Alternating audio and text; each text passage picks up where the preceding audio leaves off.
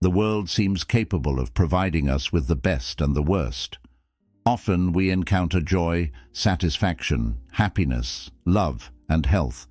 However, on many other occasions, we face suffering, pain, death, illness, and misfortunes. Life, whether fair or unfair, seems to be a river whose course we cannot control, and often, whether we want it or not, we can only let ourselves be carried away. Within Stoicism, this acceptance or embrace of one's own fate is known as Amor Fati. This implies loving one's life with all its joys and misfortunes as the most perfect gift one could have received. It may sound easy to say, but impossible to do. How could we love suffering?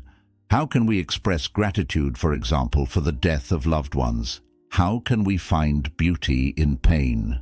One might think that the Stoics were out of their minds in developing a doctrine like Amor Fati, but nothing could be further from the truth.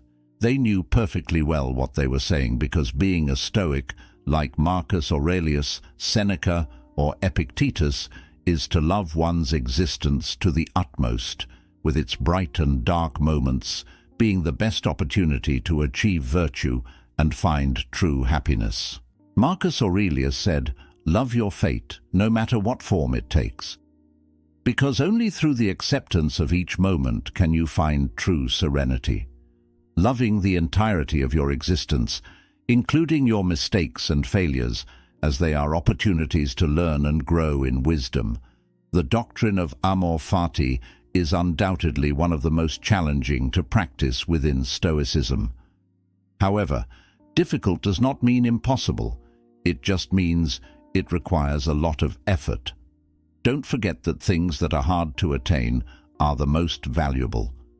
In Amor Fati, much of our happiness is at stake, so it is worth trying with all the strength we can muster.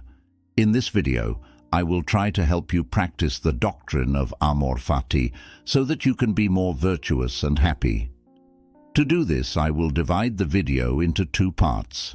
First, I will try to explain what fate is for a Stoic and why it should be loved. Then, I will give you 5 pieces of advice to put this doctrine into practice and persevere in it.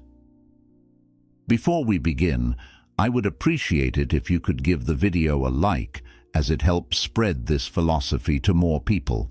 If you don't want to miss any videos, subscribe and turn on the notification bell. The ancient Stoics believed that chance did not exist. They believed that everything in the world operated thanks to necessary and rational laws made by the gods themselves. Therefore, they understood the universe as a whole, whose parts were in perfect order and harmony. Thus, everything that happened in the world had an explanation, a purpose, and a reason. In other words, everything would be a necessity. For the Stoics, this rational law governing the universe is also within the human being, within their consciousness. This allows the person to know what is rational and virtuous. Therefore, whoever follows what the conscience dictates becomes rational and virtuous, while those who deviate from the law of the universe present in the human mind become irrational and move away from virtue. The rational plan that the cosmos established for each of us is what we can call fate. Our individual destiny is part of this harmonious whole, that is the universe. Therefore, everything that happens to us, whether good or bad, and even if we cannot understand or control it, is necessary and has an explanation. Everything follows a logic and has a meaning, even if we cannot always see it. Therefore, even in the worst moments, we need to strive to see beyond ourselves, accept the established order for us, and live with serenity. That is what it means to love one's fate. However, it is crucial to distinguish between acceptance and resignation. Resignation is negative, implying refusing to act in the face of what displeases us. On the other hand, acceptance is positive, recognizing what is and guiding action according to the things that have happened to us. As you can infer, a Stoic avoids resignation and seeks acceptance.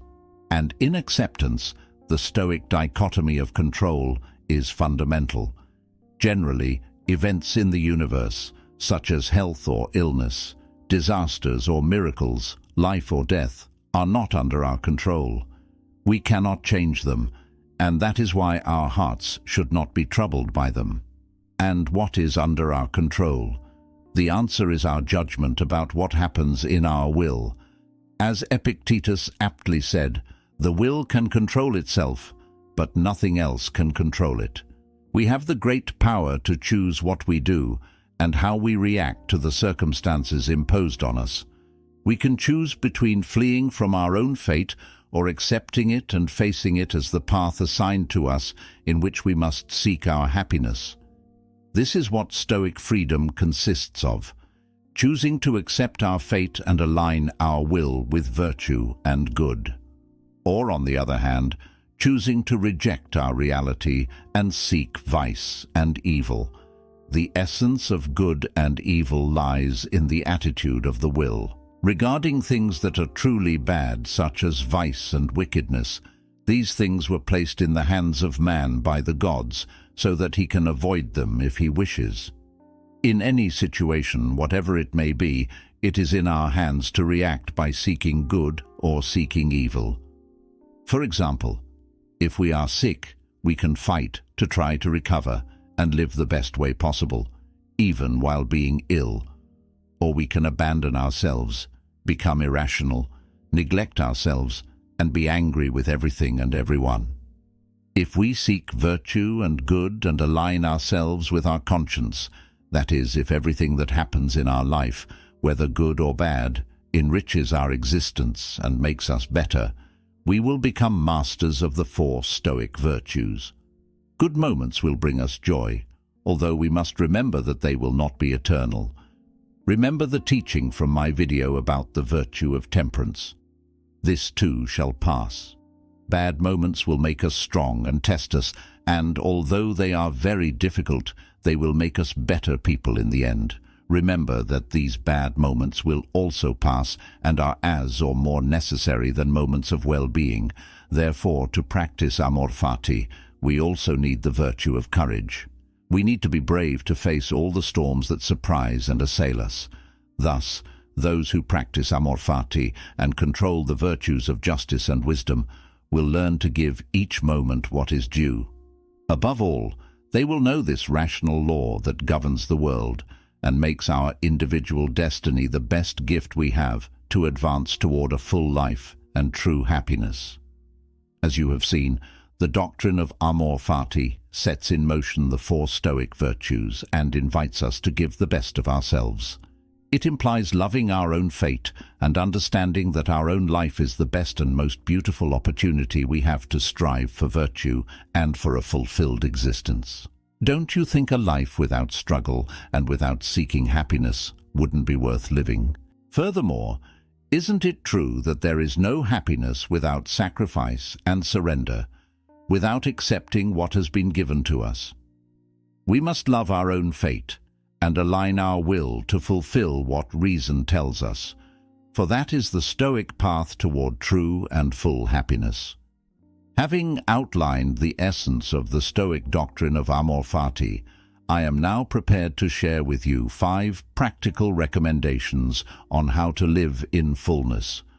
Once we have delved into the Stoic doctrine of Amor Fati, allow me to offer you 5 practical pieces of advice to embody this teaching. 1. Contemplate the entirety of the world. Find a quiet space, ideally in nature, and observe attentively.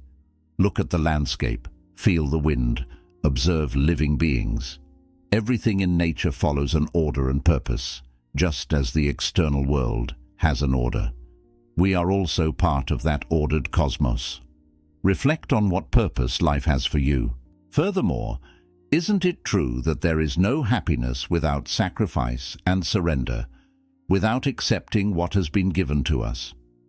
We must love our own fate and align our will to fulfill what reason tells us, for that is the Stoic path toward true and full happiness. Having outlined the essence of the Stoic doctrine of Amor Fati, I am now prepared to share with you 5 practical recommendations on how to live in fullness. Once we have delved into the Stoic doctrine of Amor Fati, allow me to offer you 5 practical pieces of advice to embody this teaching. 1. Contemplate the entirety of the world. Find a quiet space, ideally in nature, and observe attentively. Look at the landscape, feel the wind, observe living beings. Everything in nature follows an order and purpose, just as the external world has an order. We are also part of that ordered cosmos. Reflect on what purpose life has for you. 2. Reflect on your ancestors. Think about past generations, the people who faced adversity and fought for a better future. Their struggle and acceptance of destiny allowed them to persevere and leave us a better world. Embracing our destiny is a way to honor their memory and pave the way for future generations. 3. Be mindful of time. Everything in life is transient. Good and bad moments will eventually pass. In times of joy, appreciate and enjoy. In difficult times, have faith that light will emerge. 4. Act according to what you can control. Do not torment yourself over what is beyond your control. Focus on what you can change and act. In moments of powerlessness, seek serenity and positive action. 5. Accept difficulties as tests. Adversities can be seen as opportunities to grow. When facing challenges, we cultivate strength, courage, and wisdom. Obstacles are the steps toward an improved version of ourselves. In conclusion, I want to share with you some Stoic quotes about Amor Fati. Seneca said, "Fate leads the willing and drags along the reluctant." Marcus Aurelius reflected, "It is natural for man to love what destiny has assigned him." Epictetus, on his part, advised, "Do not expect things to happen as you wish. If you do not wish for things to happen as they happen, you will find peace." I invite you to reflect on these words and to share your own experiences and thoughts regarding Amor Fati. Are there circumstances you have accepted or still resist? Share your opinions and allow others to learn from your experiences.